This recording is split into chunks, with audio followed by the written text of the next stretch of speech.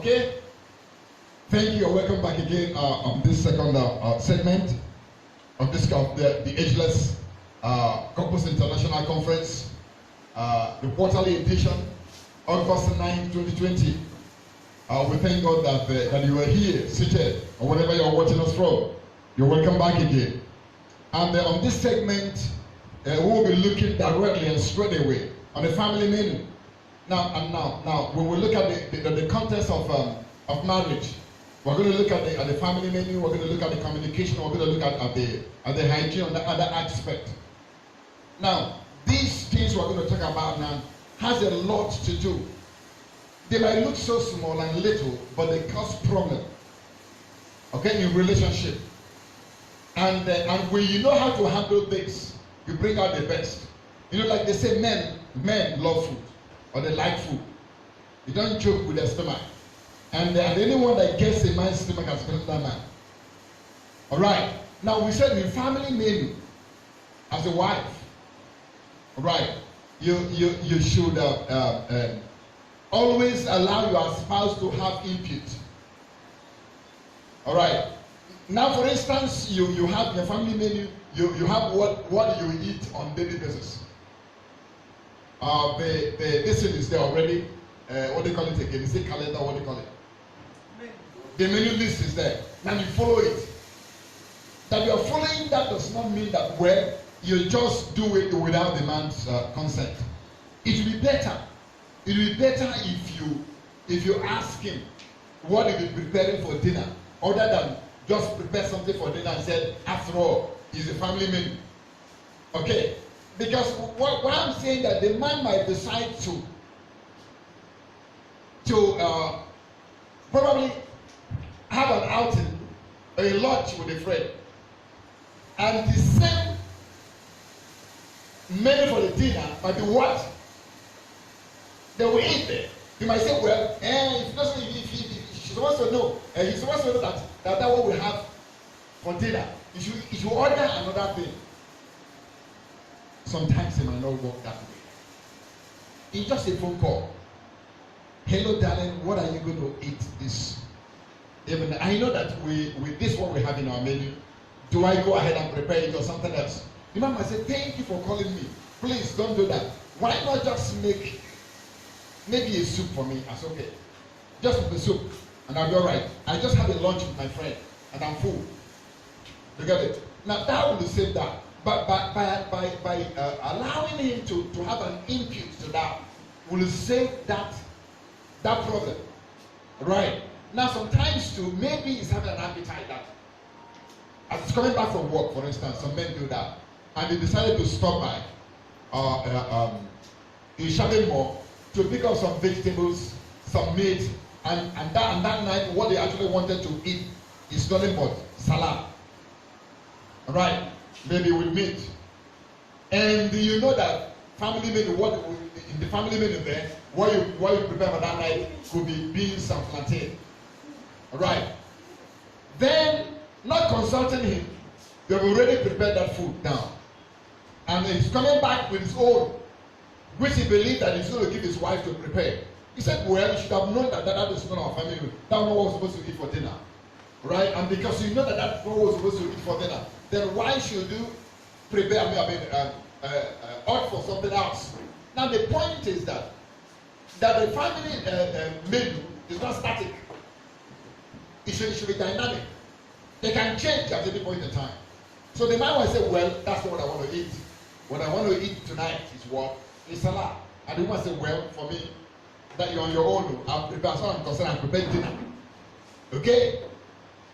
Now trouble starts, isn't it? Because the man said, well, that's what I want to eat. He said, well, I'm not going inside that kitchen again. I'm not going to go inside that kitchen again. I've done what I'm supposed to do. Now, what happened? If it's a man that knows how to cook, he will dash into the kitchen and start cooking vegetable. And you know it's not going to be comfortable. You know that there's a problem there. What we're saying is that, now, in spicing up our marriage, we should allow our partner to have input. Okay, on our menu, what he will want. Now, by telling him that for instance, today's menu, I'm going to prepare this. All right, you are arousing his appetite. You begin to salivate for that thing, and he will look forward for it. And that's another way to spice up. All right, your dinner, your menu. You get that? By telling him, getting to know that, then he begin to desire that. Coming back home is going to come with expectation of what he want to eat. So don't just be very static. Be dynamic about that. You can change anything anytime. Now, nobody likes a food that is monotonous. Every day.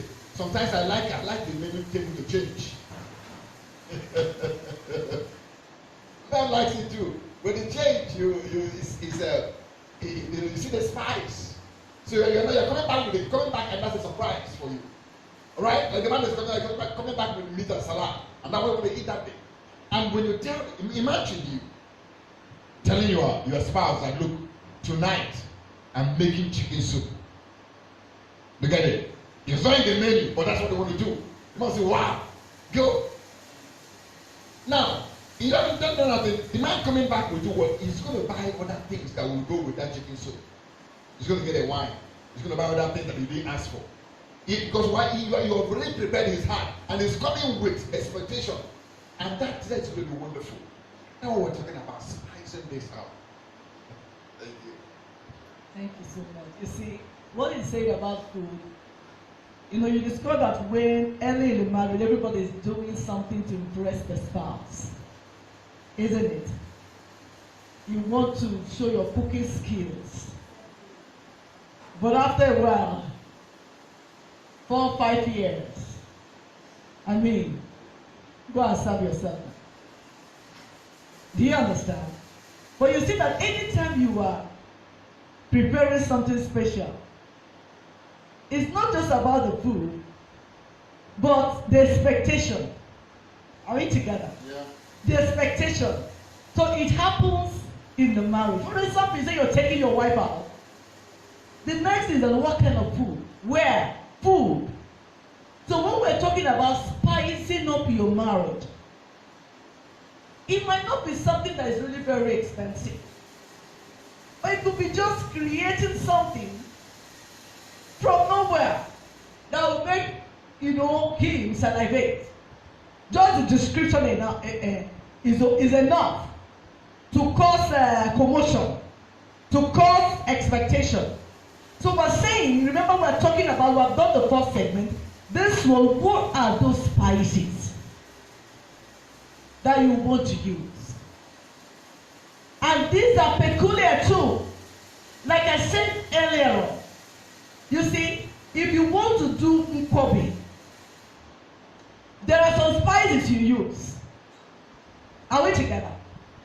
You don't go and say, oh, I want to use, no, let me just use, those English spices, contemporary, things that, first of all, you must put what they call ehuru. You know what ehuru is? Without ehuru, they're not like nkwobi. Because that is the thing that you put on fire, roast it, and bring, and the thing, from nowhere you'll be perceiving, God, there's this thing there.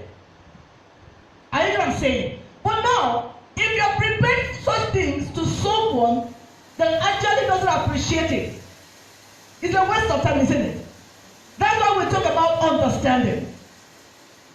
So when we're talking about food as a spice to your marriage, you might say common food, but it is. It bonds couples. If, for example, you feel that your marriage is going stale, you can activate the aspect of food. Those your spouse memory, where sometimes you can go back to how he, his growing up lifestyle. Because there's certain things my husband will mention like this, I was like, wow, I never seen those food before. You understand? But I know that he will get excited when such food are being cooked. Do you understand? Now, I am not doing that. Remember, marriage is about otherness. That's one of those principles. You trying to make me feel good, and I'm trying to make you feel good, isn't it? And the marriage is balanced. But if it's about self, that what kills marriage. Me. Okay? Consider me first. This is what I'm going to cook. And And if it's not what I'm expecting it's not, if what I'm expecting is not what you're giving me, then wahala. So, but what we're saying is that to spice up your marriage, the aspect of food is also very important. Then the next one is communication. You see, communication is the life of every relationship. Yeah. You see, when you stay with someone and you are not talking, it's a question of time that relationship will die. Are you know what I'm saying? If you bring, even when we say communication, it's not just only verbal, because even the dumb, they communicate. We have verbal and non-verbal. And if you understand that most times when there's an issue in the marriage, the first thing to break down is what? The communication. Are we together? And you see, communication, everybody talks. Whether it's verbal or non-verbal, you are communicating. When you are receptive towards your spouse, you are communicating. Isn't it? Now we're saying that in any relationship or to spice up your marriage, there was what we call effective communication. And what is that effective communication? He said this allows your thoughts and your feelings to flow between the couples. A free flow. Amen. You see, there are ways I will talk, maybe the way you're sitting down there, don't like it. But your spouse will understand it. Are we together? Amen? So, you see, the aspect of communication, you don't expect your spouse to know what is going on in your mind. We assume that a lot. And you should understand now. Amen. And what is the voice meant for? Sometimes when we're even supposed to communicate, sometimes we start telling God to help us. Holy Spirit, Lord, I want to just help me tell my husband. I did that too. You understand? But what is wrong in you letting him know? Amen. When there is free flow of communication, you are able to understand, he is able to understand what goes on in your mind. You are able to relate it to him. You see, that is a very powerful thing. When we're talking about communication, we're talking about being specific. You are straight to the point. Amen. But you say it respectfully. And that you will be understood. So the aspect of spicing up your marriage, communication plays very important role. If you don't like what is going on, I didn't say you should pray. You shouldn't pray. But let your spouse know. Let him understand how you feel. I remember the time we were talking about when your spouse is sick. Sometimes we try to shield our spouse from knowing how we really feel. Are we together? So that he will not be afraid. But when you are doing that, do you know what you're doing?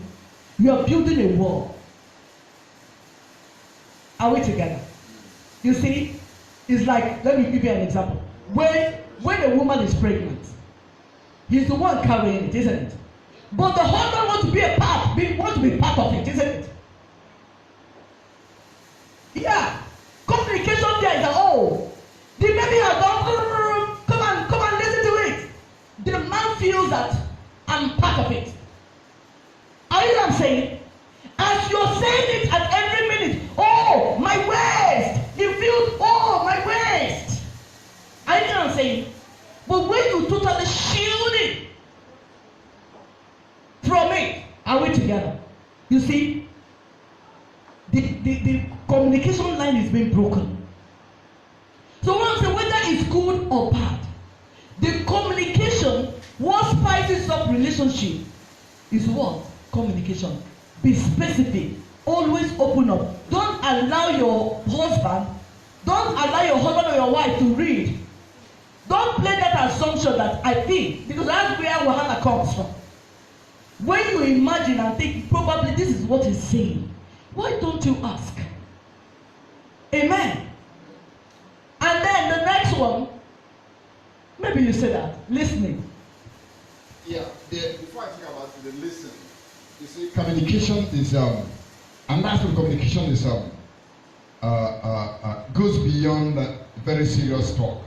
Sometimes it might just be well, let's say on serious talk, but by the time you joke, all right, you cajole one another, laugh is important too. That is something peculiar. That's something genuine. That's something special about you. Just like my wife, the way she laughs, the way she smiles is unique, powerful. Her smiles can catch a bird in the air. Now, that's unique about her. When she laughs like that, I appreciate it. You can't take that away from her. Look at that. Now, when we're alone, that's the way she will laugh. If you're not there, you say, why are you laughing like that? You're too loud. But I like it. Look at that. That is unique. Any day you stop doing that, something is wrong somewhere. And begin to read meaning into it. So don't feel like your friend said, you're too loud. The way you, that is devil. Your wife, is your wife like that? Or your husband, if they like that, laugh like that too. Do you get it? It's not for them. The way they do their own is different. Right? I've seen couple. They will eat and they will eat and they will eat. God, this is how they are. I don't care. If they are working or going in their car like this, they will pack this food here, pack this drink here. As they are going, they are eating. That is them. Two of them are like this. But for me, I won't like such. Look at it. Now, but if that's what they want, that's what they keep them together, let them go ahead. As long as they do that, at least healthy, okay? It must be healthy. They shouldn't do that will be detrimental to their health. Okay? So, the most important thing is that these are some of the spices in marriage. The way you talk, when you stop gisting, imagine, two of you can gist, in fact, you don't like the third person. Once you're inside that room, you gist and gist and gist and gist. That is it. If one day you stop gisting and everybody is just facing the wall, there's a problem, isn't it? And that continue. that house will explode. So let's look at this thing. That's what makes our marriage unique. That's the uniqueness about our marriage. Okay? And let's adapt to it. Let's stick to it. And that will keep us. Okay? Now the next one is hygiene. Listening. Yes, thank you. Listening. Having a very listening ear. You know, if you're a man, you must have a good listening ear. Right? Because sometimes your wife will be telling you something. Even stories has told you before. She will say it 10 times. But each time, just pretend as if I have not heard it before. And focus, be very serious. You know, you be very serious as though you are hearing for the first time. You say, yes, I understand, yes, and follow. Women, they like that. But if you want something to gist, you know something to say, okay, have a listening ear. Even if it's boring, pretend as though it's not. And take it off. Now, by doing this thing, you are spicing up your marriage. You get it? So don't always say that there. But you have said this before now. It's every time you must be repeating the same story. You are shutting her down. Are you hearing me? You are shutting her down. But when you have a good listening ear, what do? Yes. You see, it's true. And sometimes they will tell that story as though they've not said it before. He said, yes. I understand. That's beautiful. That's good. You contribute again. All right. By doing that, she will be fulfilled. And the king, as a man, as a woman, you know, sometimes when men are bothered, he's playing their business in aspect of the finance. The man is having problem in workplace, with his project, with other things like that. And he wanted a listening ear. He wanted somebody that will listen to him. And that's why sometimes if you are not in talking time with your husband, all right, and the person is not born again, you are chasing that man away. Even those that are born again, they want a woman that will listen to them. They might not have anything, but they wanted that feminine contribution. It's important in the man's life. So don't tell him, you shut himself, I beg, I'm not doing of a job, I don't want to hear. The man will shut up. And that will be bothering him inside there. But one day, there's a friend that listens to him. He will call on phone and say, look at what I was going through. And you know, the woman will say, hey, sorry, it's okay. Why not do it this way? Why not do it that way? Okay, do this. Now, that is very important at that point in time. So what we're saying is that couples, we should be able to have a good listening ear. All right? Let's give our ears to our partner's complaint. No matter how hard, how boring, how whatever it is. Listen. Listen, that person needs you at that point in time. Okay? Thank you. So the next one we're going to talk about is hygiene. Hygiene. I made mention in the first part. In the first part, I said, maybe your attraction, one of the spices that guy has in the first place was he's a very clean guy, nice guy. Right? Anytime you look at him, is neat. From head to toe, well shaved head, shaved bed, you know, neat clothes, well ironed, polished shoe. You look at that guy, he's sparkling. Wow.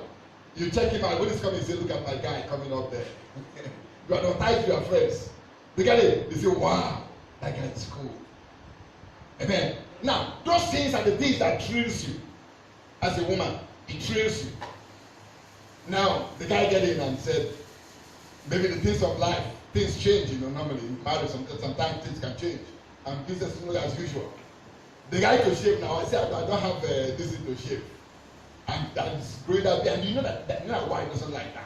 And she begin to complain and say, but why not go and shave? He said, I will shave that way. In fact, I just want to grow this thing now. But does she want that? Amen. Praise God. If your wife doesn't like your beard, go and shave it. Yes.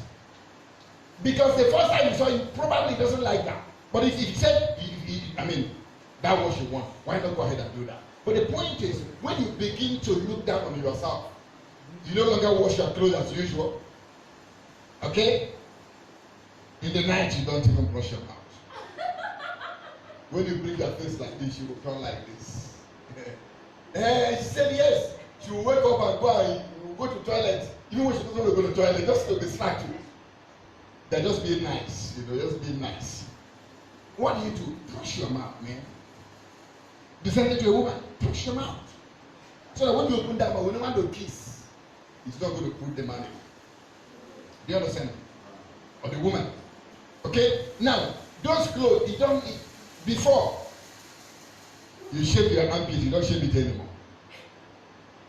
Once you raise your hand like this, everybody will make eyes right. That shouldn't be. Okay? So you have to look at that. Your neatness, your clothes. She don't just wake up in the morning and you wear a rumble clothes and say it doesn't matter. It will stretch as I'm going out inside the car. No. She might not be proud of that as a man. Or as a woman, the guy might not be proud of that. Okay? Your hair, keep your hair is unkept. Your nails are no longer what you want. What do you want? Alright, you say it doesn't matter now. Who is looking at me? He is looking at you and they want others also to look at you and see you the way you are. Don't feel like, am I going out? You see, these are the things that brings problem. And now, to spice it up is go back to basics. Start treating your nails, your hair. Do it for him. You've been doing it for him before, isn't it? You've been doing it for the man now. Each time you want to visit him, you do your hair, you polish your nail, you dress very well. Now you're inside, you don't do that anymore. Says you. So go back. Those are the original spices of the marriage. Go and resurrect it. Go and do something about it. Thank you. All right, praise the name of the Lord. Yes, we're still talking about hygiene, your personal and your environment and all that. Well, you see that if you are on outing and on a romantic outing, the ambience of the place helps you, isn't it? Amen. Amen. So we can actually create the same ambience in our homes. If I've been the one, I know how careful women are, especially during the early days in marriage. Remember, we're talking about what can actually spice up your marriage, so that it doesn't come to a place of complacency. You understand? There are people that don't care. They don't care anymore, you know. But for us that are in ageless, we want a situation that even when you were 40 years, 50 years, you are still appealing. I remember we are talking about the fragrance. When people perceive your marriage from afar, they will feel like, wow, I want to be. I really want to. You know, let me give you an instance. Those days we were young, as a teenagers and all those stuff, or young adults. When you visit married couples, there are people that you get to say, oh, you are in their house, you are dreaming, when I will get married. That means there were things they were doing that actually, sensitizing you. And there are ones you will come in contact and say, hey, God forbid. If marriage is like this, I won't marry. So when we're talking about ageless, we want, and it should be deliberate. It's a work. Are we together? So for you to enhance, remember we said spices help you to enhance. To enhance your marriage. So for you to enhance your marriage, if it's getting stale already, then look around. Look at your environment. There are certain things that the guy appreciates. There are certain things that the lady appreciates. Okay? When I remember certain things, I remember when I was in year 2 or year 3, when my husband came to, he was just wearing one white jean, like that, with a black t-shirt and a good canvas. As I was just climbing up my hostel. Wow! I said, that guy, you see? I was like, that's him! Now, there are certain things actually that make you feel good. Don't let those things. Somebody said, keep doing those things. Do you understand? Keep doing those things. Those things that was the point of attraction. Keep doing it. Don't leave it. So it means that in the aspect of hygiene, both are personal and keeping the children. For example, some couples that have, little children, not just them scattering. You know that once a man comes in and is everywhere it is organized, first of all, it kills. Are we together? It kills the romance. But if everything is in order, it enhances it. Praise the name of the Lord. So for us to spice up, we should also consider that. Then the next one we'll talk about is the area of finance. You see, Wahala's day for finance. I'm telling you. Most marriages that have crashed and are still crashing is the issue of what? Finance. Because when you come in, you see, when you are coming into marriage, you are coming in with your strengths and your weaknesses at the same time. Amen? And all of them are going to become one. You have one being a good spender, and you have another one being a good manager. Alright? And sometimes you see, this one is making, this one is spending. This one is not making, and it's not such things. But what I want us to understand that as couples, once we come together, that's when we talk about the aspect of communication, being open. Some people are married, they are one, but their finances can never be one. I didn't say you must have what? Joint account if you don't want to have. But we're talking about the aspect of transparency, where the money is no longer his, but ours. Are you hearing what I'm saying? It's ours. Even though I am not the one making the money, he is the one making the money, but it's ours. We plan. Amen. Because it's what? Together. Now, if there are no good plans, it won't be what? It won't come out well. So if you say it's my money, it is your money, then you see that division coming. You'll be having issues. I tell people, some couples, you see, their husband is making money, but they don't know how much. It is wrong. your wife knows how much you earn. Now, if it's a good one, let me use that word, because the Bible says, wise woman builds. He will help you, she will help you manage it. Are we together? Yeah. She will help you manage it. But if it's these women that are, and it's not among the ageless anyway, we don't have ageless women like that. Okay? That their eyes already bring less squander. You can't build. So if women, you are that type, you see, you find your husband trying to hide and hide. At the end of the day, he will hide it in places that you cannot even, himself and you cannot reach. We have heard, stories of people that had private accounts and suddenly they are no more. And their wife cannot access it because their wife was not aware.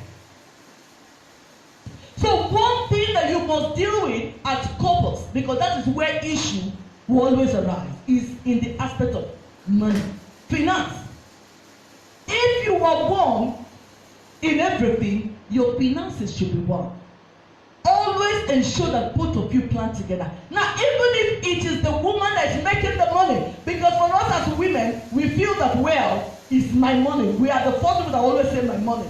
Men are always going to say our money. They will give you money, okay, for the children, for upkeep and all that. But you get your own, it's just for yourself. That's selfishness. Praise the name of the Lord. Hallelujah. All right, you. All right, thank you. So we also look at the issue of fashion. I've talked about that before, but I want to add about the issue of fashion. When you talk about fashion, you talk about the things that when you put on, it appeals to you. All right, things that appeals to you. Now, also as a man and a woman, you don't just wear what appeals to you alone, but what appeals to your partner. Maybe what appeals to you might be, as a woman, something that will make you look big. Big. When you want to wear a skirt, you wear maxi. When you turn like this, the whole place like this, you look very big. That might be what appeal to you. Maybe your spouse, your husband, what might appeal to him will be what will bring out your shape the way you are. And maybe you're not proud of your shape. Look at that. And that makes you to wear that kind of budu clothes. Now what do? Then you begin to dress to appeal to him. Right. So you dress the way you want you to dress. And I know a husband wouldn't want you to dress naked in the street. No husband would want that. Even though when they're the other way around, they might just want to look at that person. They're looking at you not because you're beautiful. But they're looking at you and say, wow, there's something that's going on in their head by looking at you. When you dress that way. And don't come inside and begin to dress that way again. No.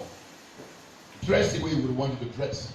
And that's important. Don't forget about spice in marriage. Because these are things that will spice up that relationship. When the man looks at it, they feel like coming close to you. They feel like taking you out. I've said that before. As if suddenly in the house, you try to dress up. You're going nowhere. You made your hair, your nails, and you dress up. Put good perf, And then I said, are you going out? He said, no. I said, but why are you doing? Why are you dressing like this? He said, I just feel like being like that. Don't you like it? He said, 5 minutes, no. I like it. And then I said, well, it's like, let's go out. He said, let's go out. You want to feel like going out with you. Amen. So proud of you. Want to showcase you. Okay? Let's go and see a friend. You said that before. Why? Because of the way you dress. Let's go and see a friend. But as where you are, you won't even want the visitor. The visitor comes in. You feel like, go and change. You understand? So the area of fashion is very important. Let's dress to impress each other. And it mustn't be very expensive. Something that is good and clean. That's important. Okay? Then we talk about the issue of recreational activities. You see, anything that is monotonous is not good. Sometimes if you look at the whole thing, it's like the whole thing is boring. Sometimes your house can be boring. You say, let's go out. You can go to the beach. You can go anywhere. Alright? Sightseeing, walk around with her. Okay? And the last time you went on a date with your wife. Even if you don't have money, just go away, just go around. Hold her by hands or by the waist. Let people see. Women like that. They like when you hold them. their waist, even though they might say like this, they like it too. Men, I'm telling you now, they like it. But especially when they're doing that on the street. It's true. I'm telling you, they like it. You know, to them, they will be, especially if you are, you are their charming Prince Charming. So they will not put to know that it's my husband. You realize it's my husband. So it's not like they feel good, but they will pretend they will hide it too. Do it. I'm giving you a secret today. Do it. You are spicing up that relationship in that aspect. Go out. Don't be in the same way. Don't be in the same place. If your man is not the type that at the time, you as a wife, make an arrangement, right? Okay? Say let's go to the beach. Cook some food and say next Sunday we're going to the beach. Alright? And get some camera or whatever. Just go there, have a nice time. Be able to look at people also. Let me tell you, each time you go to the beach, anywhere, any outing, you will learn something, isn't it? You see that couple see the way they behave, the way they do things, you will learn. You learn. There's some men that they cannot come close to their wife. The way they are walking, this one will be one man. And you see people holding and working together. Your mind will be telling you, boy, this is the way you're supposed to be doing this, and not the way you're doing it now. We're learning, okay? And the next one is romance. Maybe you are going to combine both of them as sex. Very important. Very, very important. Okay? The romance aspect of marriage is another aspect that we need to get up. We need to get up. You have to revisit the first time you met. The things that kept you together. Your first year in marriage, the second year. Like we said, in that first year and second year, you are trying to discover one another. And you are trying all kinds of things, all kinds of things about romance and sex. But suddenly, you feel like, well, I think we should slow down on that aspect. Now, depending on your spouse, there are ones that are not interested. If both of you are not interested, there's no problem. But if one is interested, though, you have to wake up. You just have to wake up. All right? If it's a duty, do it as a duty. Duty is like whether you want to cook food or not. If your husband is hungry, give him food to eat. All right? Though the man can help himself and go to the kitchen and cook. All right? If you are tired. But the point is this: it's a duty that you have to do. Now, if it comes to that aspect, especially sex, do it as a duty. Do it.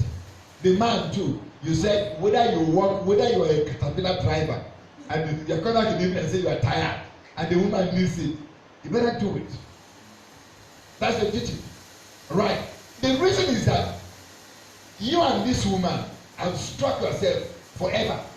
Where would you want her to go to or him to go to?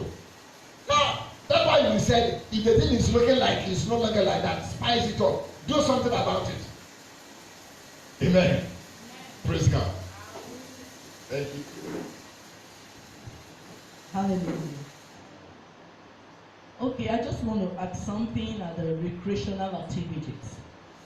Now, this can also include, doing something together. Amen? Just trying to do something together. Find a common, ground, a common interest. If it's hobby, let there be something that both of you do together. It helps. Praise the name of the Lord. It enhances. I remember, when we do couple dance. Honestly, my husband is not a wonderful dancer. It's not, but you are trying now. But you see, it's something, if you know him, even during our wedding, it's like this. You know the way I be dancing. You are the one saying it. And they did see our video. So nobody knows when I do that. In those stars, like this. And we will tell you I don't know how to dance. But the time came during the lockdown, we just have to. He said we can do a dance. I said, you. Okay, let's try that. Children, come and teach us. That kind of thing. Now, it means sometimes we fail, sometimes we didn't get it, but we're just learning. Now, at the process of doing that, there's nothing you do together with your spouse that will not bond you. Are you get what I'm saying? It will. Sometimes you can even argue, but you still come back. So, creating, one thing we know, that's why most marriages are crashing today, because there's no recreational activity. You see, the ancient people we are looking at, they have their own timetable, isn't it? Any morning they go to farm, and after farm they come back, they are at home, isn't it? They tell stories, they gist. But this is because we are in the city. We hardly have time. And that is killing our what? Our marriages. Instead of being friends, you are no longer friends. Do you understand? You see, when you stay with someone over and over, sometimes you fight, you make up, you fight. At a time, the fight will be coming low, because you are beginning to understand yourselves. But you know, you can get married to a person, and probably the distance will be there. You are still related, isn't it?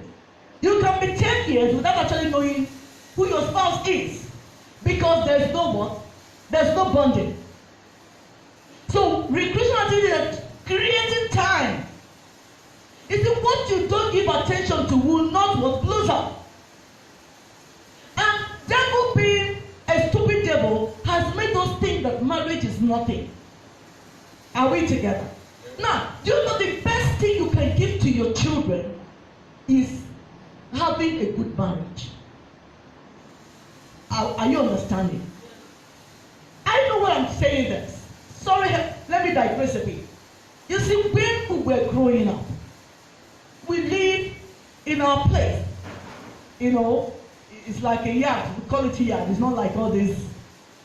So, my mom and my dad, even that, you know that they have where, it's not like this one, you have houses in suits. You understand? So before you want to take your bath, you have to go a mile and put and keep the water for your parents to go and pay. So at the point until, will I say, get married, when we are serving them water, we serve them water for both of them. Are you getting me? I served until I left in order to get married. And anybody, one thing I understood about them is that anybody that move into a house, then from another house, you know, they move. By the time they see my mom and my dad always betting together, before you know it, they start betting together. So that became something that every person learns when they move into a house. And because I came out from that kind of home, are we together? Now, that is the first thing I picked, that I have told you that once ago. I said, when I got married, I said I have come with what? That chair, what do you call it? Apoti. Apoti. I said, I'm not going back. Now, what I'm saying is that it's because of what I saw. It is what I was raised up with. Now, you see, I have siblings, about 7 of them. If you meet my mom today, you know, the first thing will ask you, I hope you are living in peace with your wife. You see, you can attest to it that I never argued with my husband, never fought. That is the first thing my mom will tell me. And the issue, when I lost my dad, the issue and the wahala is, how will my mom know? In those days, if you come to a church, local church, and somebody, you know, there's a way, female sits this way, men sit this way. Are you getting what I'm saying? Now, if you come, maybe an usher comes in and come to my mom's place and say, and my mom, and it's going, my dad will leave from this place. That's how it is. He leave, okay. You know, it's like, and because of that, most marriages, they battered them. They will say, you know how they say, you will be a mother and father in marriage. Now, what I'm saying is that the best you can give to your children is you having a good marriage. Amen. When you have a good marriage, theirs will be stable. They will always remember how their parents used to do it. Now, if for their sake, sometimes we think it's about giving money and doing this and that, and our marriages are crashing. Now you see that when you raise children from a crashed marriage, of course, crashing, theirs will also crash if they don't work on it deliberately. So when we're saying ageless, couples, is that you look at what you call, what we're defining is value. If you place value on your marriage, what is value? Value is what you value, what you appreciate. If you don't appreciate marriage, you won't have a good marriage. Amen. Are we together? Thank you, Ageless. It's a pleasure speaking to you today, and we thank God for this conference. We believe God that some of the principles and the things that we had from us today, that when they go back and begin to apply these things, it will work. Amen. It's a gradual thing, and right? It's not an instantaneous thing. You can go back if your relationship is having a problem. Just go back to your original spices and begin to spice up your relationship. Let me tell you, there's no marriage that's having a problem today that you don't know the root of that problem. We know. Both the wife and the husband, you know when they think where you missed it. Go back to that point, right? And revive it again. Spice it up. Just like we say, don't throw that old soup away because it's old and it's not good again. Spice it up. Add some meat, some fish. All right? Put some certain things there. And you will revive that soup again. And you will enjoy it. God bless you. So wait for the feedback. And as we're doing that, I want us to pray. Shall we lift our hands before God in heaven? Wherever you are, wherever you are watching us from, I want you to lift your hands. If you are together with your husband and your wife, I want you to lift your hands before God in heaven. Let me tell you that the issue of marriage, was ordained by God. God is the principal, and I tell you something, if there's anything wrong in it, He's going to fix it. No marriage is irredeemable.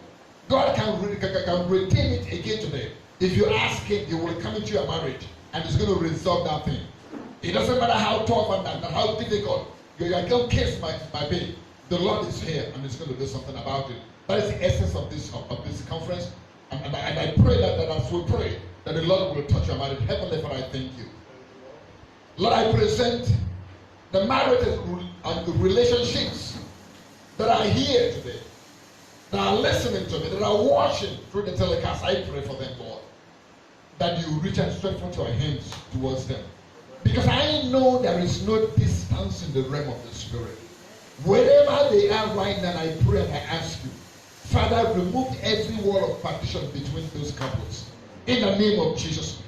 Lord, I pray that every mountain that's standing between them, let that mountain be leveled in the name of Jesus. Amen. And every valley that divides them, Lord, let it be filled up in the name of Jesus. Ancient of this, I present it before you and I ask you that as we will go back to revive their marriage, to spice it up, oh God, I pray that the test will be awesome, will be wonderful, will be powerful. They shall be united once again. And I stand against every third party, powers of darkness, rulers of darkness of this world, whatever agent of the enemy that is working against your marriage, I stop it today in the name of Jesus. I declare that cancel, null and void and ineffective.